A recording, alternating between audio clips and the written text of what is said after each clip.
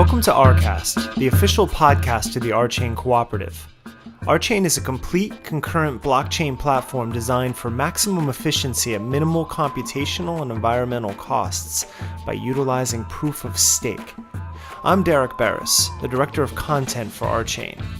Each week on RCast, I'll be talking with the founders of our portfolio companies, as well as co-op members, staff, and other figures in the RChain ecosystem about the most pressing issues in blockchain today.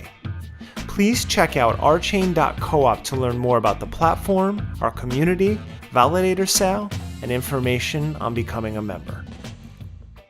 Today, we're going to talk about some more RChain research. This is research in the Casper direction. So it's an application of the row calculus stuff. And what it does is we'll talk about an extension of the row calculus that honest to God, it was 2008. I was driving from Seattle to Vancouver when I saw the equation, the domain equation that would describe the calculus. It took me another year or so to write the equation down. And then it took me another 10 years to write down the calculus that corresponded to the solution to the equation. And then here's an application for the equation that I think is kind of cool. A lot of consensus algorithms have to deal in the end with something called FLP impossibility. The L in this, I believe, is Lynch, and I believe P is Patterson. I don't remember who F was, but essentially what they proved is only asynchronous communication.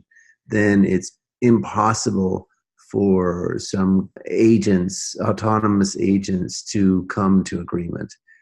They end up always being this kind of bifurcated state where some chunk of them believes that the value that they're operating with is one thing, and another chunk believes that the value that they're converging to is another thing.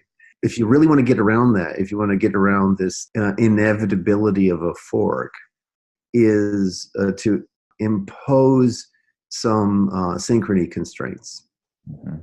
So when you're thinking about synchrony constraints, these need to be limits on something with respect to the communication amongst the participants. So you could say something like there's some time bound on the communication events, right? So that there's some number, and you don't even have to know the number. Some number of ticking seconds, right? That bounds the communication events. So that's one approach. That's what they did in Casanova, right? That's correct. Yeah. Now the problem with a wall clock time like synchronization constraints is you've now introduced another area of trust. So because network time is non-trivial, trying to get a decentralized network time rolled out is not exactly easy. And it gets really much more difficult in an age of satellites, where you begin to experience relativistic effects between the ground and the satellite, right? So there's this actual relativistic correction that goes on in communications with satellites in the ground these days. That's a lot to take on if you want to roll out a protocol globally. It would be better if we could have a way of putting some synchronization constraints that didn't involve wall clock time at all. If you could somehow get something intrinsic to the communication events themselves that allowed you to introduce these synchronization constraints, that would be cool. I realized that we could describe a wide range of synchronization constraints using polynomials. So these were polynomials that were effectively a subclass or a sub-algebra of the row calculus. Every term in a polynomial represented that a communication event had occurred by one of the participating parties. So we didn't say whether it was a send or a receive, just that a communication had occurred. And then multiplication was sequencing and some was a choice, right? So non-determinism. Any particular multiplication of terms for the validator set represents round robin, right? So V1 times V2 times V3 all the way up to Vn. If that includes all of the validators, is effectively one path from V1 to Vn. So you can get to round robin in this style. When I was thinking about these polynomials, I noticed two things. One, that I could encode them readily, directly in the row calculus. And two, that they reminded me a lot of the kinds of polynomials that show up in error correcting codes. I went and did a literature search and discovered about 10 years ago, some folks had figured out that error correcting codes give you synchronization constraints. And then can be used to enforce liveness. So enforce a termination of a consensus protocol. So that's already a part of the literature. And I can give you a rough idea of what's going on there before we dive into some of the other stuff. So let me just stop and check in and see if what I've said makes sense. Yeah, this makes sense. I mean, certainly the necessity of imposing synchrony constraints. If you imagine a bunch of people who can only communicate by leaving things in mailboxes, they would certainly have a hard time reaching agreement on things unless they are coordinating. It's really cool that there's this correspondence with polynomials. I don't yet know how to think about it in detail. Basically, it's just like, going back to CCS, right? It's the same sort of intuitions that ultimately, Milner built on in order to give the CCS. So it's really just looking at a tightly constrained subset of what you can do with row. But in terms of the error correcting codes, the basic idea is of error correcting codes goes way back to long before CCS or pi calculus or any of those things were discovered. The thought is you're trying to get a message, let's keep it simple for our intuitions, just from one party to another over a channel that's noisy. The noise represents the possibility of either dropping the information that's being transmitted, just losing it entirely, or duplicating the information, or potentially reordering the information. Suppose that you're just transmitting bits, so you're just transmitting zeros and ones. We know that there's a kind of correlation between sending structured information and sending atomic information like a bit. Obviously, there's a kind of duality between sending structured data and doing a lot of communication events of sending atomic data, right? So if I were going to send a word of bits, what would I do? Well, I'd send one bit and the next bit and the next bit, and that would represent, and then something on the other end would have to assemble that data into the structure. And this is just like, sending packets over TCP today. It's not a complex idea. If I want to send something that's larger than a packet, right, I have to break it up into packets, send the packets, and reassemble it. Very simple idea. Would that change in the row calculus because you can package up large amounts of code as a name and send it all at once? Or does it down in the hardware eventually just translate back down into packets? Well, I mean, there are actually two questions in your question, right? So if we're talking about in the theoretical realm, in the row calculus, one of the things that we can do is we could express this duality, right? We could imagine that there's some atomic thing, which there is in the row calculus, and we could prove quite rigorously, in fact, that any structure that was encodable in a name could be sent. There's a one send communication event that sends the structure over, and then there's a bunch of communications that would send the information in atomic chunks or packet chunks, so to speak. Does that make sense? I think so. Cool. So there's a theorem there that I would invite people to go and try to prove.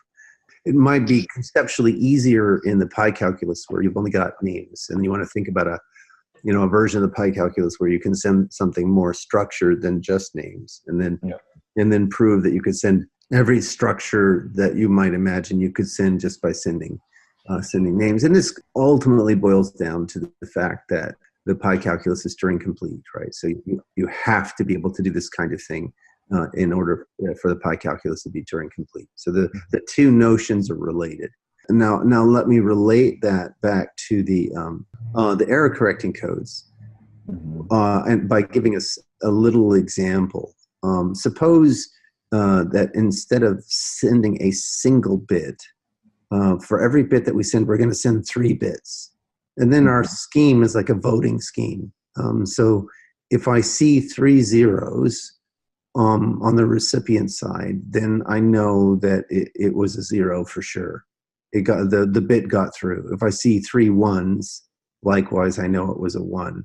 If I see any version of 2 zeros, then the likelihood is that what was trying to be communicated was a 0. And one of the ones got corrupted, right? One of the positions got corrupted. And likewise, if I see 2 ones, the likelihood is that what was trying to be sent was a 1. And this kind of corresponds to a prearranged voting scheme. The 3 bits represent, sort of 3 helpers who are all trying to get the bit across, and they all have a vote. That's kind of one way to think about it. That means that for a protocol like this, you are sending structured data. So there is an encoder and decoder. And then, as I've said, there's a duality between encoder and decoder pairs and elaborations of the protocol. So the elaborations of the protocol, safeguard against loss, duplication, and reordering. What do you mean by elaboration? Imagine the only thing I can send is a single bit, and then what do I do in terms of additional sends and receives to safeguard against loss, duplication, and reorder? Okay. Right. So there's this duality between encoder and decoder pairs and elaborations of the protocol, and we can prove this rigorously. That's something we know we can do. Mm-hmm. And examples of elaborations of protocols that exist in the wild, Milner analyzed the alternating bit protocol with CCS. And so anybody who's gone through his big orange and white CCS book has seen the presentation of the alternating bit protocol and the analysis of its correctness using by simulation in that book. And then there's a grown-up version of the alternating bit protocol, which is called the high watermark protocol, and that is practical and in the wild, out in the wild and woolly internet. That's the ticking heart of TCP. So a lot of us depend upon that protocol. So those are some versions that people might dig into to go and take a look at what an elaboration of a protocol might look like. Yeah, cool. So the key idea is that this duality can also be used as a kind of expressiveness limit. So if I hand you an encoder-decoder pair, what I've also done is I said, you're not allowed to go beyond the elaboration of the sort of atomic send protocol. Yeah, exactly. So this is the trick. We can treat an error correcting code now as a limit on communications. Yeah, so this is the relation to a synchrony constraint then, right? Exactly. That's that's really cool.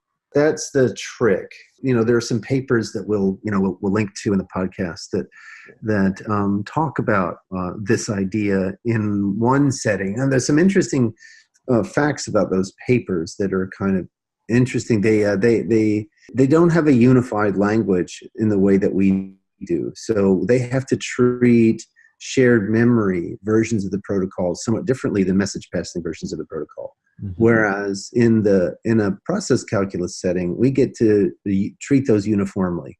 So names could be memory addresses, and name could be channels in a message passing world. So we get a win. In the paper, they have to treat those individually or independently. The other side of it is they don't have biosimulation as a proof technique. They have to go about proving proving their main theorems in a kind of more ad hoc or homegrown way. Whereas in the process calculi, we get to avail ourselves of biosimulation in very much the same way that Milner kind of sketches out for us in the alternating bit protocol work. Yeah, that's big. Yeah, it's huge, right? Because we get to use this one proof technique for a wide class of problems, and that ends up being a big win over the way they have to structure it. But I heartily recommend, to our listeners and to you guys, if you're interested, go and read these papers on synchronization constraints and error correcting codes. They don't call them synchronization constraints. The language that they use is in terms of just distributed consensus. So error correcting codes and distributed consensus. But what they end up proving is that with these error correcting codes, they can get termination of the protocols. But how would we code this up in the row calculus? So in the row calculus, the COM rule represents direct transmission. Mm-hmm. So we're going to, the COM rule is easy to read. We've seen it several times in this series of podcasts. So on one side of a par, I have a process that's waiting on a channel X for Y, and then becomes P. And on the other side of the par, I have a channel that's sending Q on X. And in that situation, the whole par evolves to P, in which the code of Q is substituted in for Y. So that represents the transmission of the value across the channel. So the idea is that I could enrich or refine a COM rule if I had a context, right? So a context represents a kind of process with a hole in it. If I had a context K, I could have a COM sub K or COM of K that is almost identical to our COM rule, except that when we do the substitution, we wrap our Q up in K. So we substitute the quote of K applied to Q for Y. And now that K can represent encoder-decoder pairs. On one side of the communication can represent the encoding, and on the other side can represent the decoding, right? So that gives you the encoder-decoder computations in which you could run Q through.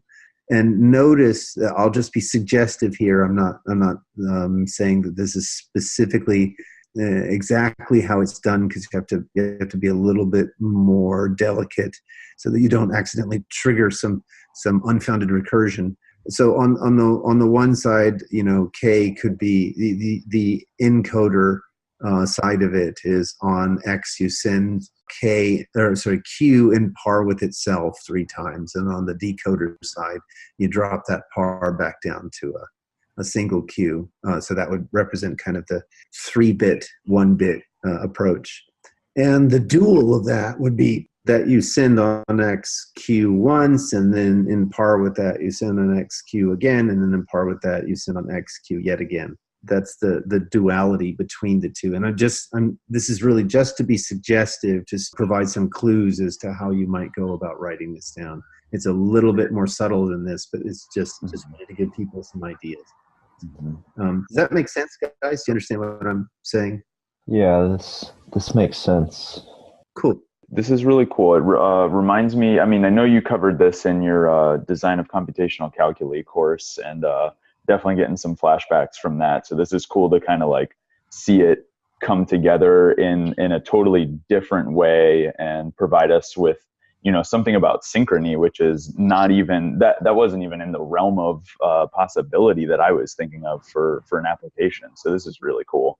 Yeah, I love providing sort of applications for this, but it gets better, right? So, as we talked about, even in this, if you have a COM K1 and a COM K2, you can compose them by composing the context, right? Mm-hmm. So we get to be a little bit programmable right? So I could say, here's a version of the protocol that uses these synchrony constraints, and here's a version of the protocol that uses these other synchrony constraints, and we can stack them in on the end, right? We can compose them by composing the synchrony constraints.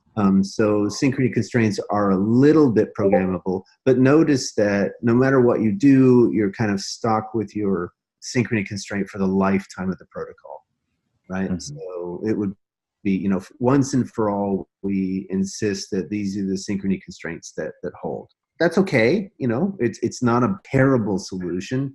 The question is, could we be more dynamic? Could we make this, make the synchrony constraints be totally programmable?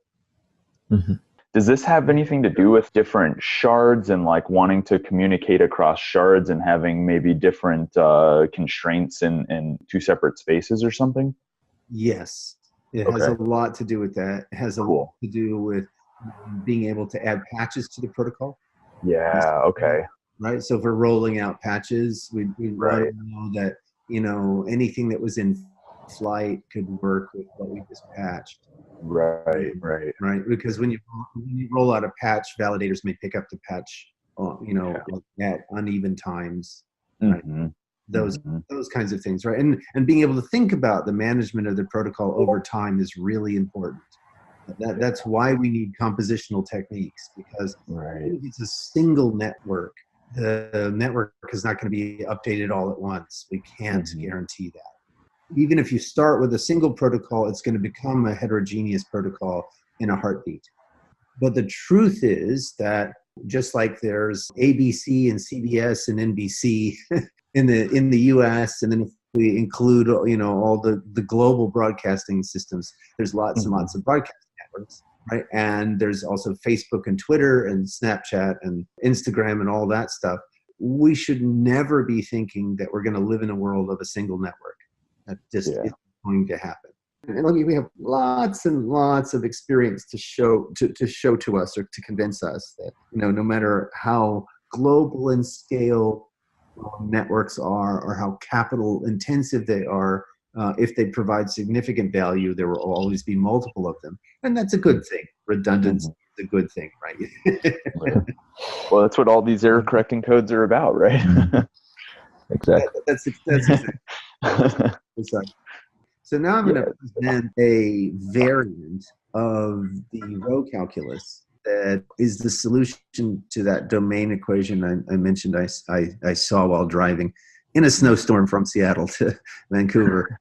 And what this does is it makes it possible to be programmable, for the synchronization constraint to be programmable inside a single protocol. You can write down as a part of the protocol various liveness considerations for your consensus.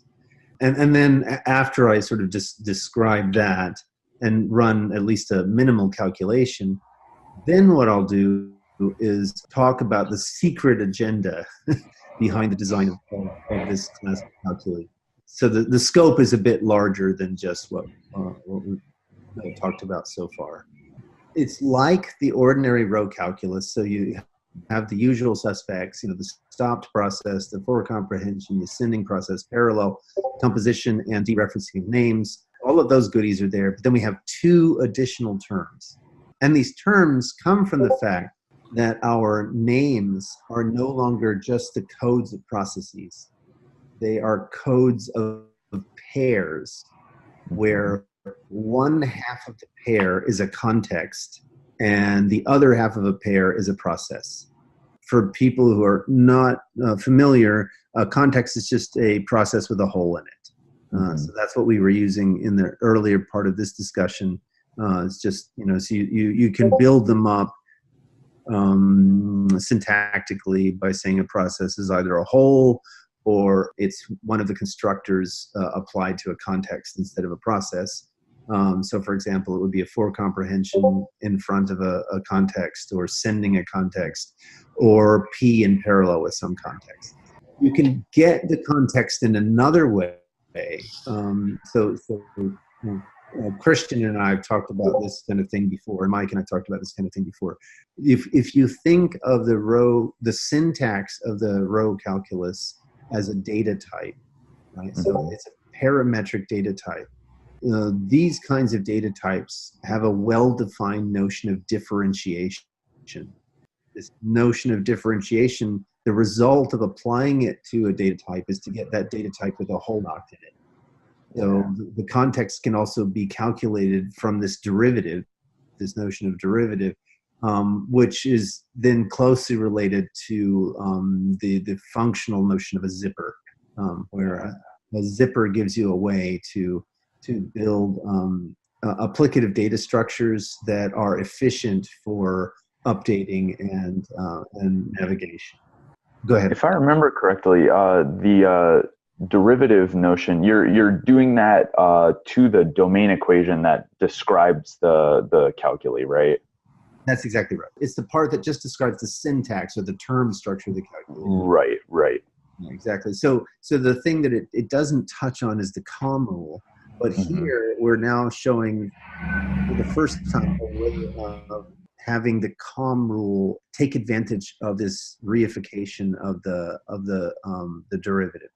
And this is closely related to the kind of reflective, what I used to call back in the Rosette days, procedurally reflective. There's a process by which you can introduce these call CC kinds of constructions. So the whole area of research called delimited continuations, that all comes from being able to reify contexts in a particular way and make them available to computation. And here I'm being more than just suggestive that this is closely related to derivatives and imposition on the rewrite rules with respect to what they have access to in terms of those derivatives. It's also the inspiration for this calculus, or the derivation of this calculus, comes from work that Mike and I did where we were trying to provide a categorical semantics just for ordinary pi. And we realized that all the semantics that we had come up with would have reductions underneath a for comprehension prefix. That's undesirable for the pi calculus because it's understood in the pi calculus semantics that you don't get any sort of reduction under that prefix. And so we were looking for various mechanisms to freeze that computation. And finally I said, well, what if we looked at it the other way around? What if we said you don't get to reduce unless you have some magic fairy dust, or unless you have a catalyst?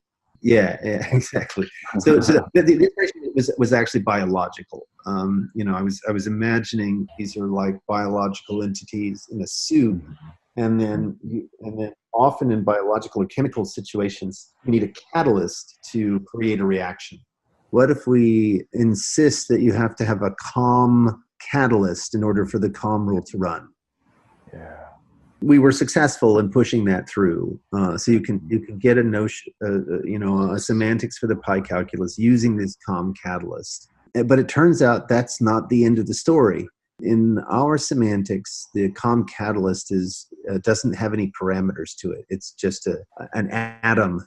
In molecular terms, it's like an element, right? It's not a compound. You can imagine catalysts that carry information that can be released as a part of interaction. And that happens in ordinary chemistry all the time. Here, we take the COM catalyst and we use it to supply a context. And so if you look at the COM rule, the ordinary COM rule, you can see exactly what the issue is going to be. So if I have a for comprehension and I want to do the substitution, well, the only thing I've got in my hand is Q. But in order to form a name to substitute for Y, I need a context. Yeah. So I'm stuck unless I could supply the context. And this is where the COM catalyst comes into play. The COM catalyst carries a context. So now I steal the catalyst I steal the context off the catalyst, and then I form a pair of the context and the process. And now I can substitute that in for Y when P runs. And that represents plucking a synchronization constraint out of the soup. Right? So potentially there are lots of synchronization constraints around, and I go grab one in order to make this communication happen. Like in Casanova, this represents, I don't know what the bound is. I'm just but you have to provide a witness for the bound at the time that I do my communication. Mm-hmm. That's a crisp formalization of that idea. Now, the interesting point is that I'd like in the deref, there's the opportunity to release the context back into the wild. Oh, before I go there though, we need to note that we have to update the substitution rule for the deref. So in ordinary row, the substitution rule is the place where if I'm applying the substitution of the code of Q for Y in the term deref Y, that's when I start running Q. Mm-hmm. Right? So that's the idea. Your semantic substitution. Yeah, exactly. And so now we're gonna modify that or refine that. And since now names are context process pairs, when I do the deref, instead of starting to run Q, I run Q inside K. That's the idea. This seems like, yet again, immensely more expressive. But like a big first question for me is, if you have a bunch of contexts swimming around in parallel in some system, how are you coordinating them? Like if you have a bunch of synchrony constraints, are they just, you're only allowing valid synchrony constraints? It seems like some would progress and some wouldn't. Yeah, you're absolutely right. So you have to design your like now I've given you enough rope that you can hang yourself. Now you have to be careful about the way you program so that you don't introduce synchrony constraints that widen the synchrony too much, right? Because you can easily imagine writing down protocols in this capability where you sort of infinitely widen the communication. And I'll give you some examples where you widen the synchrony, and by widening the synchrony, you shoot yourself in the foot. Yeah. So I'll give you some examples of some computations to give a sense of how one might control that. Mm-hmm. As a part of programming this, we'd like to be able to, in the case of a deref, prior to a substitution, maybe steal that context back, put it back into the soup. This idea is closely related to, if you go look at Simon Peyton-Jones and Sabri and Dibver's semantics for delimited continuations, this is closely related to their stack discipline for delimited continuations. If you think of the context as a representation of your continuations, this gives me a data structure that's richer than a stack for maintaining my delimited continuations. And delimited continuations can also be thought of as bounds or synchrony constraints. They represent an awaiting context for your computation. So that's another way of thinking about a synchrony constraint. The awaiting context sort of says, you're going to be done. And so I can take your result and run with it. This is closely related to elaborating the delimited continuations work in a concurrency setting. Okay, so we have one more rewrite rule that is now dual to the COM rule. So, and this is where the other term that I introduced, which I call U for update. So we can update a location and store a process there, which is just the same as sending the process on the channel. So if I have a U of X, which is in some ways dual to the COM thing, and I run that in parallel with a deref of a K and a Q, then that steals the K out of the deref and puts it in a COM catalyst and places the Q in X. So this is in competition with the rule for substitution. So if you get a substitution for a deref before you get one of these U of X things applied to the deref, then you'll start running Q inside K. Otherwise, you can unpack it. So you could think of it as a garbage collection, or you could think of it as a way of controlling the stack. So, putting the delimited continuation back into the stack. Those are two different ways of thinking about this. So now I'm going to run a calculation for you guys. First of all, notice that the simplest possible name is the one in which you just have the whole for the context and zero for your process. So the code of that pair. So I'm just using that name as a synchronization point for a simple COM event, right? So I've got for some name from the simplest possible name, run the deref of whatever it is we receive. So run the deref of K Q. We're going to send on the simplest possible name P. And to make sure that it actually works, we're going to provide a COM catalyst with a context K prime to distinguish it from the Ks we've got. If you just apply the straight COM rule, that results in P running in K prime. And so now, let's say that K prime is also of the form like the process above. So you're from the simplest possible name, we're listening for a KQ, and then we're going to run the deref of KQ. And on the simplest possible name, we're sending anything. So here, K prime is a context, so we're sending P because we're applying K prime to P. And we supply it with a COM catalyst K double prime. So that will result in K double prime of P being run. So here, what we're showing is that we have that we can kind of shuffle P through different contexts. Yeah. Maybe we can just do a whole other podcast on this, but what I want to do is just to talk a little bit about what my secret agenda is here.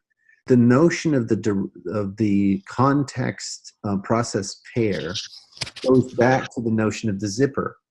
The zipper says that if I have some data type T paired with the derivative of T, that forms a location. So you can think about it in terms of trees, right? So I've got a tree with a hole knocked in it, and I've got a subtree which is just a tree, right? If I just had a tree with a hole knocked in it, that wouldn't describe a location in a tree because I could put any subtree in that hole. If I just had a subtree, I don't know what the surrounding context is, right? I could have any surrounding context. But if I have the two, now the point of at which they're plugged, that location is described by that pair. So we have a notion of location for arbitrary discrete structures that is related to a derivative. So now I can locate terms, which I'm going to equate with matter and energy, in a structure. And so sprinkling matter and energy in the structure is the equivalent of our stress energy tensor in the Einstein field equations. Or it plays in the role of the stress energy tensor. And then, and it's correlated to the metric because, we can now talk about how distant things are in terms of our notion of location. And now when I add a rewrite rule, that rewrite rule is driven by the distribution of matter and energy, right? Which changes how close together or how far apart processes are. So this mimics the recursive nature of the Einstein field equations, where the stress energy tensor tells you where matter and energy is distributed. The metric tells you how far apart they are, and the distribution causes them to change how far apart they are, which then changes the distribution, and around and around and around you go. So the Einstein field equation really ought to be written in terms of recursion, but it isn't. And this is something that I've wanted to tackle for quite some time. So this calculus gives us an analog of the intuitions that Einstein was following. What we've done here with the error correcting codes is to show that it's not just about space, that we can get an emergent notion of time.